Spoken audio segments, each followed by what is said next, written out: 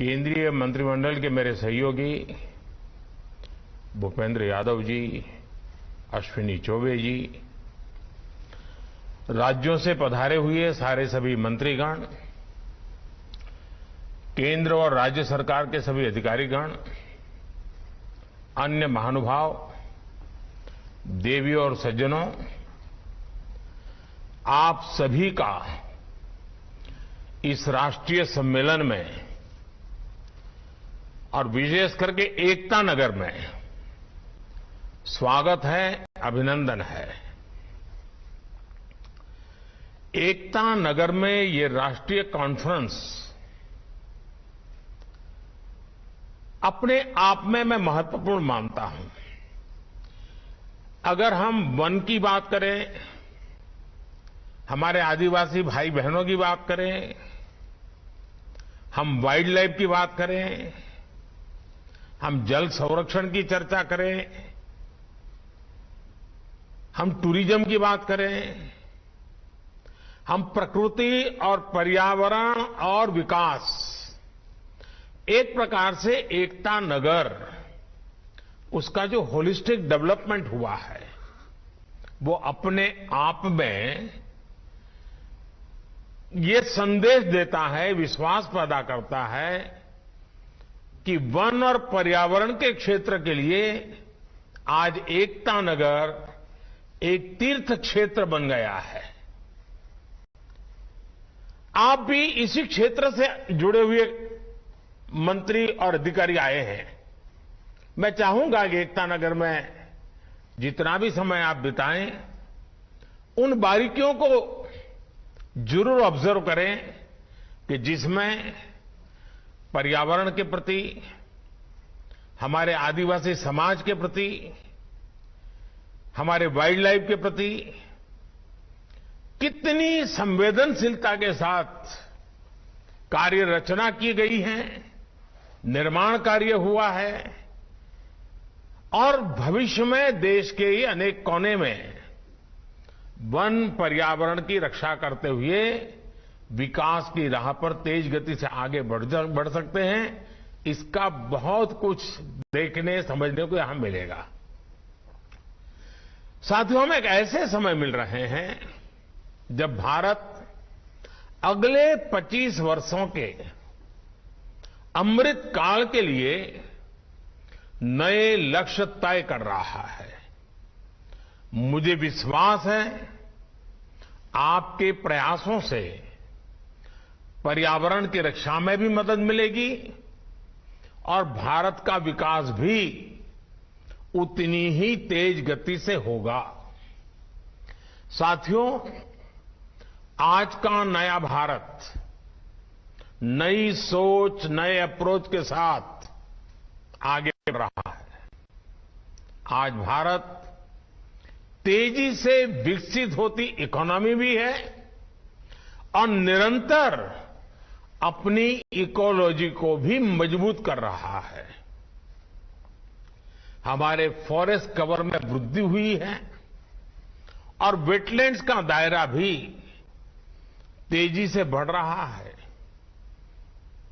हमने दुनिया को दिखाया है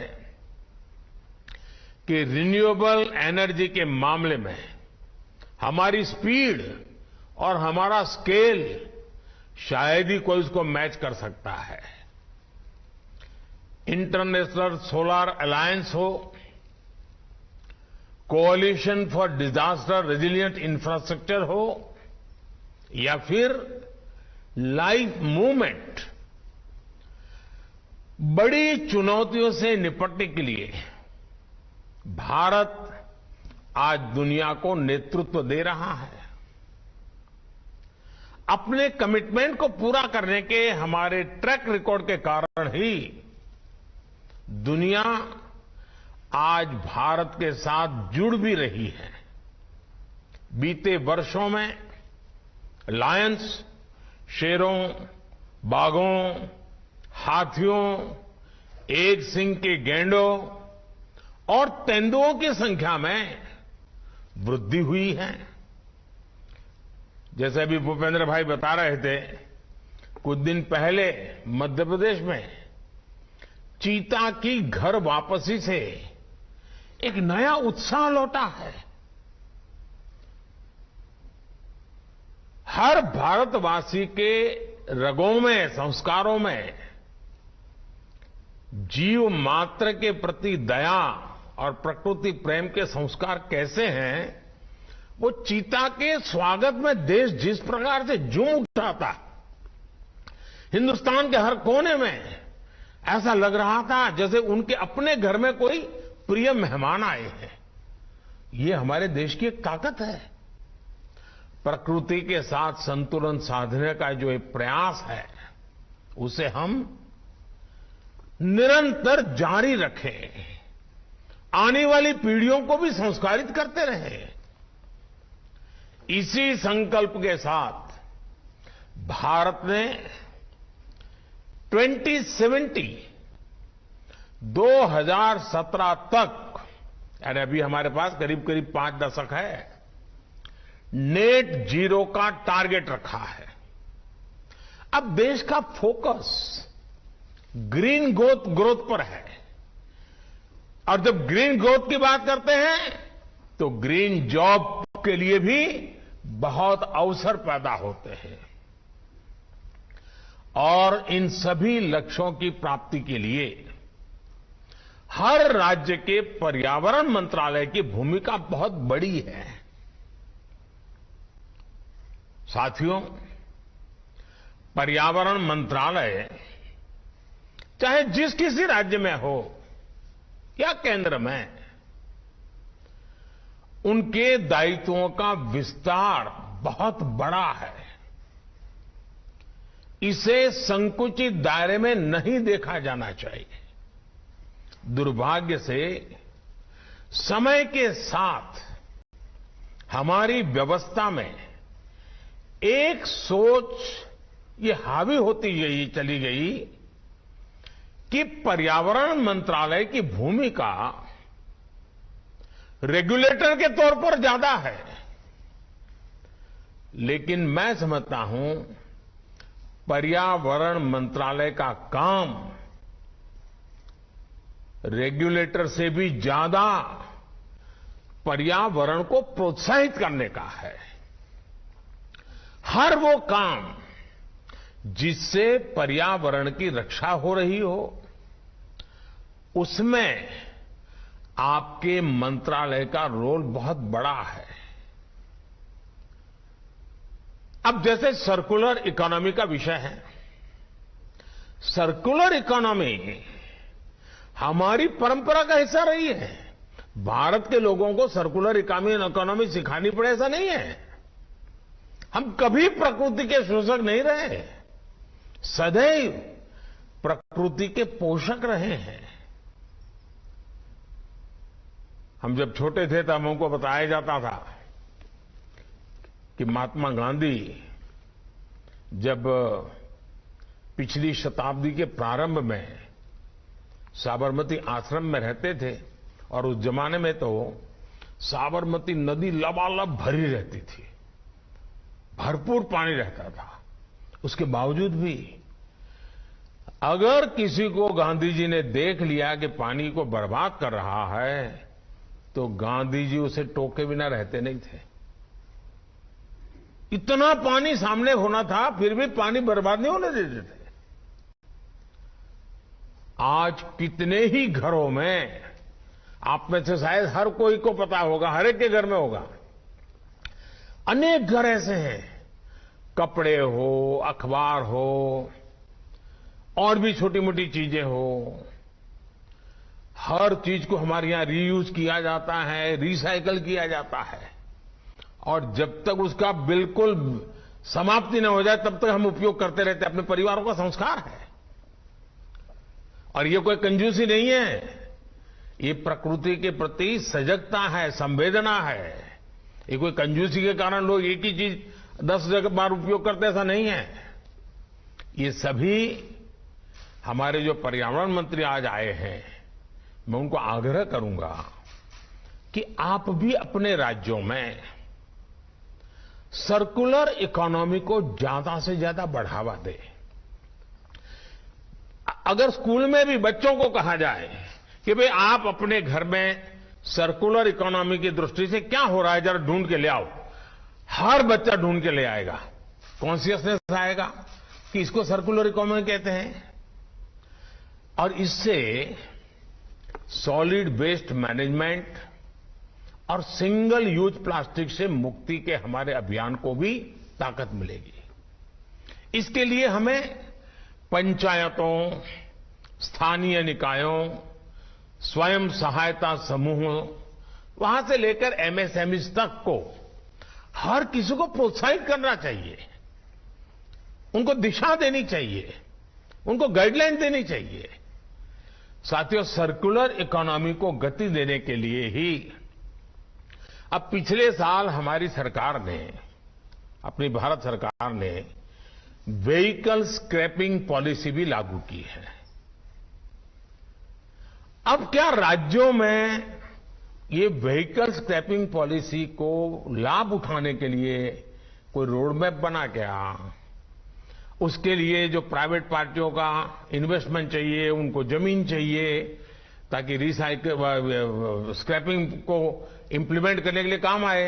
उसी प्रकार से जैसे मैंने भारत सरकार को सूचना दी कि स्क्रैपिंग पॉलिसी को हमें बहुत गति देनी है, तो हमें पहले भारत सरकार के जितने व्हीकल हैं जो अपनी उम्र पार कर चुके हैं, जो किलोमीटर पार कर चुके हैं, उनको स्क्रैपिंग में सबसे पहले लाओ ताकि उद्योग चालू हो जाए। क्या राज्यों में भी पर्यावरण मंत्रालय अपने राज्य को सेंसिटाइज करे कि भाई आपके राज्य में जितनी व्हीकल्स होंगे उसको स्क्रैपिंग पॉलिसी में सबसे पहले हम शुरू कर लें, स्क्रैपिंग करने वालों को बुला लें, और फिर उसके कारण नई गाड़ियां भी आएगी, फ्यूल भी बचेगा। एक प्रकार से हम बहुत बड़ी मदद कर सकते हैं। लेकिन नीति अगर भारत सरकार ने बनी पड़ी रही है तो परिणाम नहीं आएगा। देखिए, सभी पर्यावरण मंत्रालयों को देश की बायोफ्यूल पॉलिसी पर भी तेजी से काम करने की आवश्यकता है। अब देखिए, बायोफ्यूल में हम कितनी तेजी से आगे बढ़ रहे हैं, लेकिन अगर राज्यों का भी ये कार्यक्रम बन जाए, राज्य तय करे कि हमारे राज्य के जितने व्हीकल हैं उसमें हम सबसे ज्यादा बायोफ्यूल ब्लेंडिंग करके ही व्हीकल चलाएंगे, देश में कंपटीशन का माहौल बनेगा। देखिए, पर्यावरण मंत्रालय को इस पॉलिसी को ओन करना होगा, उसे ग्राउंड पर मजबूती से ले जाना होगा। इथेनॉल ब्लेंडिंग के नए रिकॉर्ड आज भारत बना रहा है। अगर राज्य भी इसके साथ जुड़ जाए तो हम कितनी तेजी से बढ़ सकते हैं। मेरा तो सुझाव ये भी होगा कि हम इथेनॉल उत्पादन और इथेनॉल ब्लेंडिंग राज्यों के बीच में स्पर्धा हो, साल में एक बार उनको सर्टिफाई किया जाए कि कौन राज्य, और इससे कारण हमारे किसानों को बहुत मदद मिलेगी। खेत का जो वेस्ट है वो भी इनकम देना शुरू कर देगा। हमें इस हेल्दी कंपटीशन को बढ़ावा देना है। ये तंदुरुस्त स्पर्धा राज्यों के बीच, शहरों के बीच होती रहनी चाहिए। देखिएगा, इससे पर्यावरण की रक्षा के हमारे संकल्प को जन भागीदारी की ताकत मिल जाएगी, और जो चीज आज हमें रुकावट लगती हैं वो हमारे लिए नई क्षितिजों को पार करने का एक बहुत बड़ा माध्यम बन जाएंगे। अब देखिए, हम सब ने अनुभव किया है कि एलईडी बल्ब बिजली बचाता है, कार्बन एमिशन बचाता है, पैसे बचाता है। क्या हमारा पर्यावरण मंत्रालय, हमारा राज्य का बिजली मंत्रालय, हमारा राज्य का अर्बन मंत्रालय लगातार बैठ करके मॉनिटर करे कि भाई एलईडी बल्ब हर स्ट्रीट लाइट पर लगा है कि नहीं लगा है, हर सरकारी दफ्तरों में एलईडी बल्ब लगा है कि नहीं लगा है, एलईडी का जो सारा मूवमेंट चला है, जो इतनी बचत करता है, पैसे बचाता है, एनवायरमेंट की भी सेवा करता है। आप इसको लीड कर सकते हैं, आपका डिपार्टमेंट लीड कर सकता है। उसी प्रकार से हमें हमारे संसाधनों को भी बचाना है। अब पानी, हर कोई कहता है पानी को बचाना ये बहुत बड़ा काम है। अभी जो हमने आजादी का अमृत महोत्सव में 75 अमृत सरोवर बनाने के लिए कहा है, क्या पर्यावरण मंत्रालय, वन विभाग इसको लीड कर रहा है क्या? जल संरक्षण का बल दे रहा है क्या? उसी प्रकार से पर्यावरण मंत्रालय और एग्रीकल्चर मिनिस्ट्री मिल करके भाई ड्रिप इरिगेशन, टपक सिंचाई, माइक्रो इरिगेशन, उस पर बल देता है क्या? यानी पर्यावरण मंत्रालय ऐसा है कि जो हर मंत्रालय को दिशा दे सकता है, गति दे सकता है, प्रेरणा दे सकता है और परिणाम ले सकता है। आजकल हम देखते हैं कि कभी जिन राज्यों में पानी की बहुलता थी, ग्राउंड वाटर ऊपर रहता था, वहां आज पानी के लिए बहुत बड़ा जंग करना पड़ रहा है।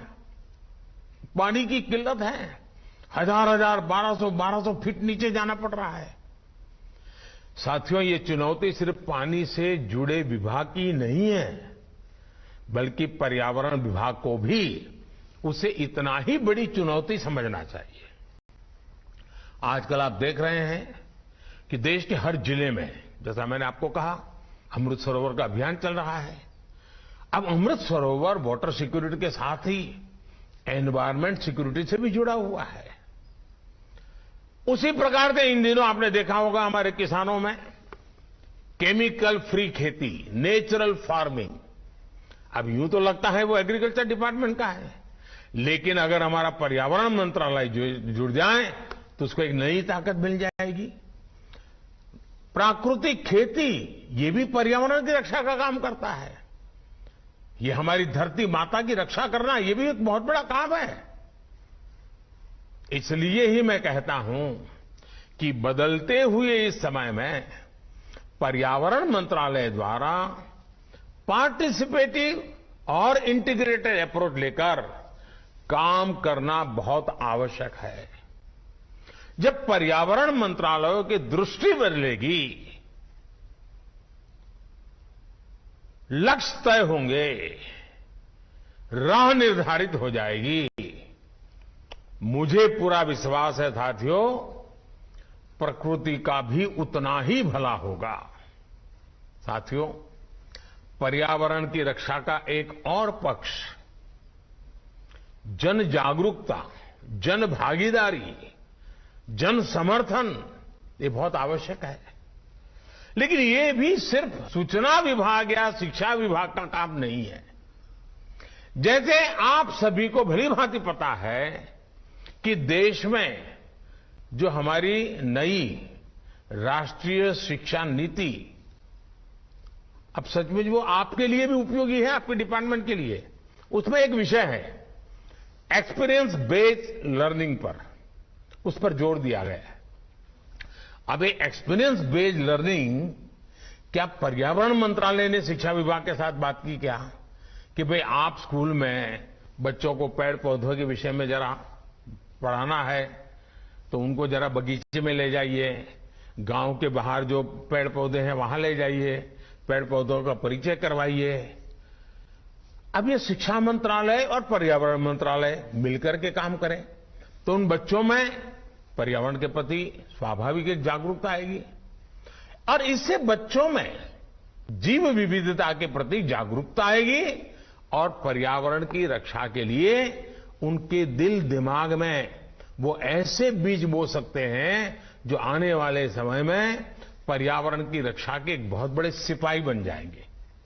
इसी तरह अब जैसे जो बच्चे हमारे समुद्री तट पे हैं या नदी के तट पे हैं, वहां बच्चों को ये पानी का महत्व, समुद्र की इकोसिस्टम क्या होती है, नदी की इकोसिस्टम क्या होती है, वहां ले जाकर लोगों को सिखाया जाए मछली का क्या महत्व होता है, मछली भी किस प्रकार से पर्यावरण की रक्षा में मदद कर रही है। सारी बातें उन बच्चों को लेकर के समझाएंगे। काम तो शिक्षा विभाग का होगा, लेकिन पर्यावरण के विभाग के लोग तो आप देखिए पूरी नई पीढ़ी तैयार हो जाएगी। हमने अपने बच्चों को, आने वाली पीढ़ियों को पर्यावरण के प्रति जागरूक भी करना है, संवेदनशील भी करना है। राज्यों के पर्यावरण मंत्रालयों को इससे जुड़े अभियान शुरू करने चाहिए, योजनाएं बनानी होगी। अब जैसे किसी स्कूल में फल का कोई पेड़ है तो बच्चे उसकी जीवनी लिख सकते हैं, पेड़ की जीवनी लिखें। किसी औषधीय पौधे के गुणों के बारे में भी बच्चों को निबंध लिखवाया जा सकता है, वक्तृत्व स्पर्धा की जा सकती है। हमारे राज्यों की यूनिवर्सिटीज और लेबोरेटरीज को भी जय अनुसंधान इस मंत्र पर चलते हुए पर्यावरण रक्षा से जुड़े इनोवेशंस को सर्वोच्च प्राथमिकता देनी होगी। पर्यावरण की रक्षा में हमें टेक्नोलॉजी का इस्तेमाल भी ज्यादा से ज्यादा बढ़ाना चाहिए। जैसे जो वनस्थान है, जंगल है, उनमें जंगलों की स्थिति का निरंतर अध्ययन बहुत जरूरी है। हम स्पेस टेक्नोलॉजी से हम लगातार अपने जंगलों का मॉनिटरिंग कर सकते हैं, बदलाव आए तो तुरंत मार्क कर सकते हैं, सुधार कर सकते हैं। साथियों, पर्यावरण से जुड़ा एक और अहम विषय है फॉरेस्ट फायर का भी। जंगलों में आग बढ़ रही है और भारत जैसे देश के लिए अगर एक बार आग फैल गई तो हमारे पास उतने संसाधन भी कहां हैं कि हम आधुनिक टेक्नोलॉजी से आग को बुझा पाएंगे। दुनिया के समृद्ध देशों को आपने देखा होगा टीवी पे, चाहे पश्चिमी अमेरिका हो, कनाडा हो, ऑस्ट्रेलिया हो, पिछले दिनों यहां जो फॉरेस्ट फायर हुआ, जो जंगलों में आग लगी, कितनी तबाही हुई, वन्य पशुओं की बेबसी, इवन जनजीवन को भी प्रभावित कर दिया। उसकी एशिज के कारण मीलों तक लोगों का जीना मुश्किल हो गया। वाइल्ड फायर की वजह से ग्लोबल एमिशन में भारत की हिस्सेदारी बहुत कम है जी, नगण्य है। लेकिन फिर भी हमें अभी से जागरूक होना होगा, अभी से हमारी योजना होनी चाहिए। हर राज्य में फॉरेस्ट फायर फाइटिंग मैकेनिज्म मजबूत हो, वो टेक्नोलॉजी ड्रिवन हो, ये बहुत जरूरी है। उसी प्रकार से हम सबको मालूम है आखिरकार आग लगने का कारण क्या होता है। जो सूखे पत्ते जंगलों में पड़ते हैं उनका ढेर होता है और एकाध छोटी सी गलती देखते ही देखते पूरे जंगल को आग पकड़ लेती है। लेकिन अब इस जंगलों में जो वेस्ट पड़ता है ना, पत्तियां पड़ती हैं, पानघर के अंदर जब सारा जंगल जमीन पर सब पत्तियां नजर आती है, आजकल उसका भी सर्कुलर इकोनॉमी में उपयोग होता है। आजकल उसमें से खाद भी बनता है, आजकल उसमें से कोयला बनाया जाता है। मशीन होते हैं, छोटे छोटे मशीन लगा करके उसमें से कोयला बनाया जा सकता है। वो कोयला और कारखानों में काम आ सकता है। मतलब हमारा जंगल भी बच सकता है और हमारी ऊर्जा भी बच सकती है। कहने का मेरा तात्पर्य है कि हमें इसमें भी फॉरेस्ट फायर के लिए हमारी जागरूकता, वहां के लोगों को और उनकी इनकम का भी साथ, जंगल में रहते हैं, जैसे हमारा वन धन पर बड़ा बल है, उसी प्रकार से इसको भी एक धन मान करके हैंडल किया जाए तो हम जंगलों की आग को बुझा सकते हैं। हमारे फॉरेस्ट गार्ड को भी अब नए सिरे से ट्रेनिंग देने की बहुत जरूरत है जी। ह्यूमन रिसोर्स डेवलपमेंट के नए पहलुओं को जोड़ने की आवश्यकता है। पुराने जमाने के जो बिडगार्ड होते हैं उतने से बात बनने वाली नहीं है।